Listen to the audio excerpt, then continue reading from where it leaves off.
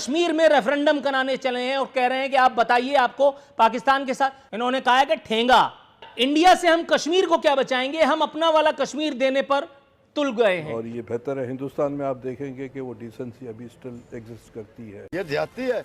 इसका मतलब ये है कि आप गवर्नमेंट के सामने बोल ही नहीं सकते, बात ही नहीं कर सकते, हमें इलेक्शन लड़ने का हक नहीं है।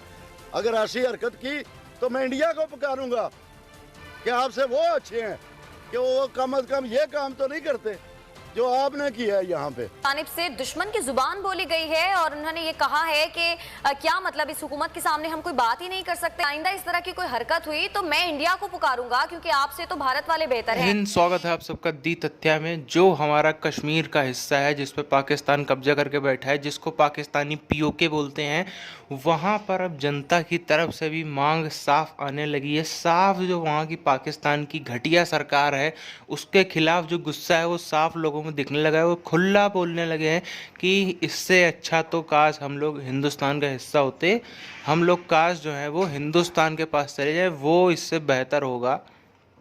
पहले आइए पूरा चीज़ हम सुनते हैं। पाकिस्तान के आ सकेंगे।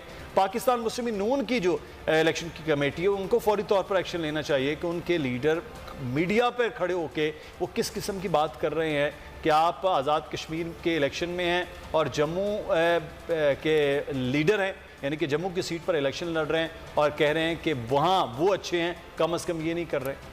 नहीं, वाकई आप बिल्कुल ठीक कह रहे हैं। इस पे सबसे पहले तो मुस्लिम लीग नून की लीडरशिप को इसके ऊपर एक्शन लेना चाहिए। इलेक्शन कमीशन भी एक्शन ले, और भी बहुत सारे कानूनी तरीके हो सकते हैं उसके ऊपर एक्शन के, लेकिन सबसे पहले मुस्लिम लीग नून की क़यादत को इस पर एक्शन लेना चाहिए, इनकी मजम्मत करनी चाहिए, इनकी बल्कि ठीक ठाक किस्म की क्लास होनी चाहिए कि कौन सा ऐसा कौन से हालात थे जिसके ऊपर आपने ये बयानात दे दिए हैं और इस तरह की बात कर दी है। इस तरह का अगर इलेक्शन हो गए। साथियों, जो हमारा कश्मीर का हिस्सा है पाकिस्तान कब्जे वाला पीओके, वो उसकी शुरुआत से ही वहाँ पर जो आम जनता थे, आम नागरिक थे, उनको दबाने, उनकी आवाज़ को दबाने का काम किया गया है पाकिस्तानियों के द्वारा अलग अलग तरीक़ों से। कभी उनको किसी चीज़ में उलझा के, कभी किसी चीज़ में उलझा के, अलग अलग चीज़ों में दिमाग उनका डाइवर्ट करने के लिए कोशिश करी गई। लेकिन कहते हैं कि काट की हांडी जो है बार बार नहीं चढ़ती। आज नहीं तो कल जो सच्चाई है वो सामने आ ही जाती। कितना भी आप कोशिश कर लो दबाने की, कितना भी आप उसको किसी मजहब के नाम से घेरने की कोशिश कर लो, कितना भी कुछ भी कर लो, लेकिन जो सच्चाई है आज नहीं तो कल सामने आती है। 70 सालों में इतना वहाँ के लोगों के साथ जुर्म अत्याचार हुए हैं, इतना वो लोग बैकवर्ड हैं इकोनॉमिकली, वहाँ पे कोई डेवलपमेंट का काम नहीं होता है, कुछ नहीं होता है, सिर्फ दुनिया भर में गाना गाते रहते हैं पाकिस्तानी जाके कश्मीर का कि इंडिया वाला कश्मीर हम ये करेंगे वो करेंगे। अरे अपना पाकिस्तान जो तुमको है, जिस पर तुम ज़बरदस्ती कब्जा करके बैठो, वो तो देखो।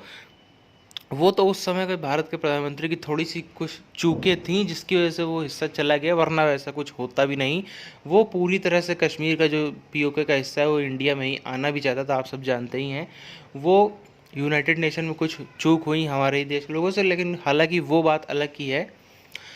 अब जो है साफ तौर पर जो निकम्मी सरकार है पाकिस्तान की, उसकी गलतियां सामने आ रही हैं। लोग खुला बोलने लगे हैं कि ये साला बकवास, ये वो फलाना ढिमकाना।